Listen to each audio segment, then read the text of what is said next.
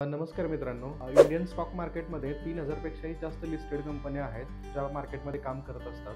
पण या कंपन्यांमधल्या कोणत्या कंपन्या आहेत ज्या रिस्की राहू शकतील, कोणत्या कंपन्या आहेत ज्या थोड्या कॉन्झर्वेटिव्ह राहू शकतील किंवा कोणत्या अशा कंपन्या आहेत ज्याच्यामध्ये व्हॉलेटिलिटी, लिक्विडिटीचा इश्यू राहू शकेल, हे आपण सर्च करू शकतो किंवा हे आपल्याला माहिती होऊ शकेल का? तर नक्कीच एक्सचेंजनंच या कंपन्यांचं वर्गीकरण generally large cap, mid cap आणि स्मॉल कॅपमध्ये केलेलं असतं. तर हे मार्केट कॅपिटलमध्ये यांचं वर्गीकरण केलं गेलेलं आहे.